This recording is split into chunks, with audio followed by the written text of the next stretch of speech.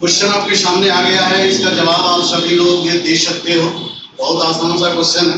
पहला क्वेश्चन है एकदम आसान।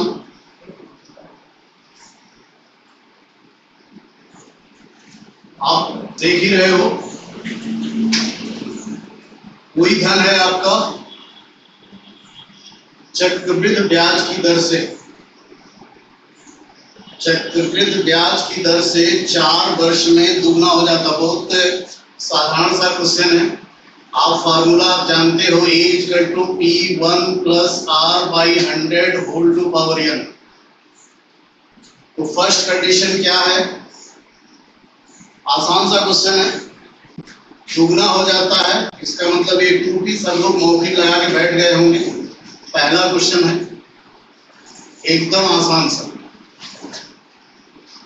डायरेक्ट आप फार्मूला भी पढ़े होंगे, फिलहाल अभी डायरेक्ट की बात मैं नहीं कर रहा। तो ये कह रहा बताओ ये कितने समय में अपने का 8 गुना हो जाएगा। मतलब ये 8 हो जाएगा 1 प्लस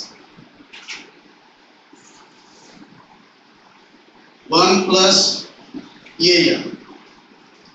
अब आप बताएं, ये 2 है, ये 8 है, आप लोग पढ़े भी होंगे।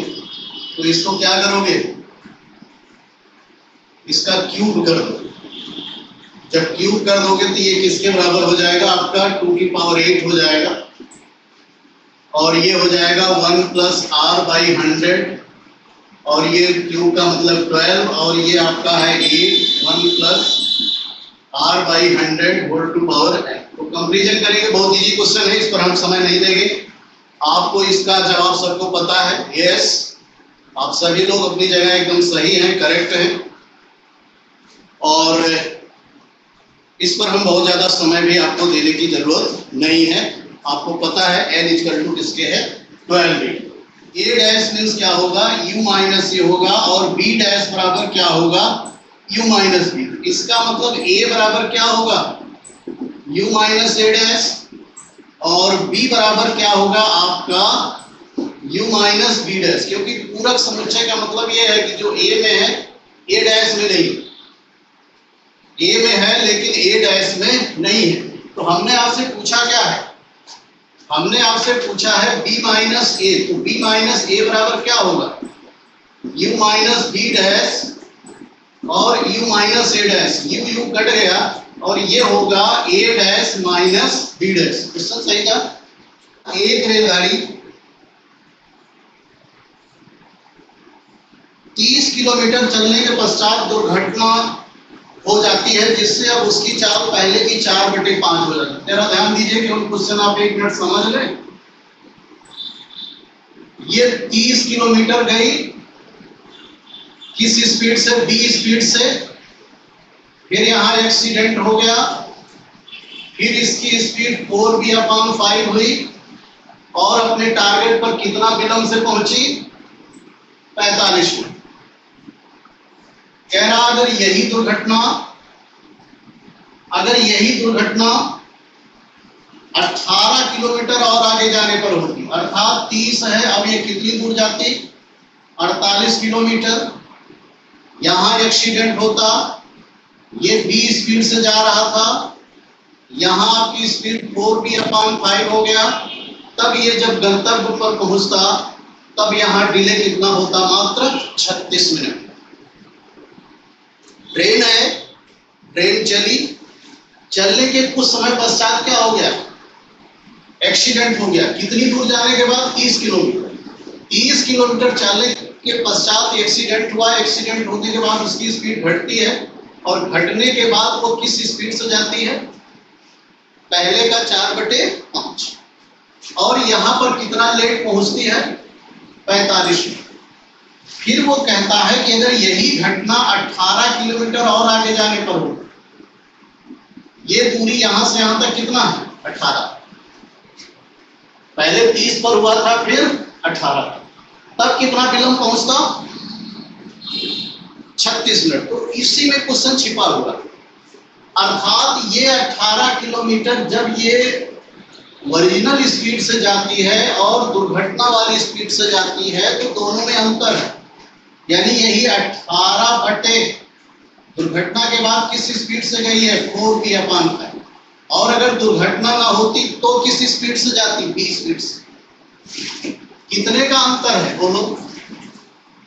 इसी 18 किलोमीटर में क्वेश्चन आपका छिपा है। तो 45 और 36 का अंतर, अर्थात ये 18 किलोमीटर का जो अंतर है, जो ये 18 किलोमीटर का अंतर है, वही अंतर किसका है? ये आपका मिनट का है। कितने मिनट का है? 9। 9 बटे किसके हो गया? 60। 9 बटे 60। अब आप इसको सॉल्व कर लो। सॉल्व कर लोगे तो कितना हो जाएगा? 18 बटे 20, 5 बटे 4 ऋण 1, 9 बटे 60। और हल कर ले। उम्मीद करते हैं आपको जवाब आ चुका होगा। आपको पता है ये 9 गुनी 18 हो जाएगा। ये हो गया किसके? 2/b। और 5 में से 4 घट गया 1 बटे 4 बराबर 1 बटे 60, 15। तो b बराबर किसके हो गया? 30 किलोमीटर पर आवर। b = किसके हो गया आपका? 30 kilometre per hour. a plus b का एक दिन का काम कितना है? 1 बटे 12। तो यही जो a का एक दिन और b का एक दिन 1 बटे 12 हो गया। तो इसी a के एक दिन की जगह क्या लिख दो? c का 2 दिन।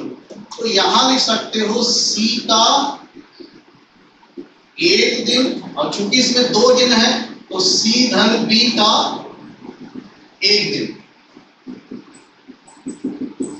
बराबर किसके हो गया? 1 बटे 12।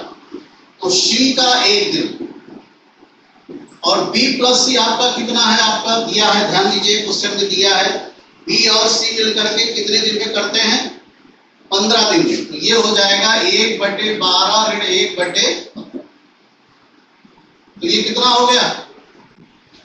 60 1 बटे 7। कहने का अर्थ है c अकेला कितने दिन में करेगा? 60 दिन में करेगा। लेकिन c नहीं पूछा है। क्या पूछा है? b पूछा है। तो अगर c 60 दिन में करेगा तो b तो आधे दिन में करेगा। b नहीं, b को तो निकालना पड़ेगा। तो b वाला कहां से निकालोगे? b वाला कहां से निकालोगे? b प्लस c 1 बटे 15 है। तो यहां से b का आप निकाल लीजिए 1 बटे 15 ऋण 1 बटे 60। 15 चौका 60, 1 3 बटे 60, 1 बटे 20। इसका मतलब b का कितना आ गया आपका? 20। 4 पुरुष और 6 लड़के एक कार्य को कितने दिन में कर सकते हैं? 4 दिन में। जबकि उसी कार्य को, तो देखें 4m प्लस 6y गुणे 4 बराबर हो गया 2m 4b से। जरा समझिएगा मैं कहना क्या चाह रहा हूं। जैसे 4 पुरुष, या हम सपोज कीजिए 3 महिला 2 पुरुष मिलकर के 7 दिन में करते हैं। तो अगर एक ही दिन में काम को करवाना हो तो क्या करेंगे भाई? 3 3 3 3, अगर वो 7 दिन काम करते हैं तो एक ही दिन में 21 लोग लगा दोगे। तो उसी को मैंने लिखा है कि अगर एक ही दिन में काम समाप्त करना, एक दिन में काम समाप्त करना हो तो 4 आदमी और 6 लड़के को 4 से गुणा कर दो, और 2 आदमी 4 लड़के को 7 से गुणा कर दो। तो कितना हो जाएगा? 4 चौक 16m, 4 6 24, 7 दुआई 14m, 7 चौक 28। तो ये 2m बराबर हो गया किसके? कहने का अर्थ है कि एक आदमी का जो कार्य है वो 2 लड़कों के कार्य के बराबर है। यहां से एक आंसर मिल गया। एक आदमी का जो कार्य है वह 2 आदमी के लड़कों के कार्य के बराबर है। फिर से 8 धन 6 14। ये 14 लड़के कितने दिन में कर रहे हैं? 4 दिन। 14 लड़के कितने दिन में कर रहे हैं? 4 दिन में। तो कह रहे हैं कि 10 पुरुष और 8 लड़के, 10 एम और 8 भी, तो कितना हो गया? 20 धन 8 28। तो यही कह रहे हैं कि 28 लड़के हैं तो कितने दिन में करेंगे हमको पता नहीं, मान लेते हैं कि D दिनों की संख्या ये। तो हल कर लो, 14 गुना D बराबर किसके हो गया? 2 दिन। उम्मीद करते हैं कि बात आपको समझ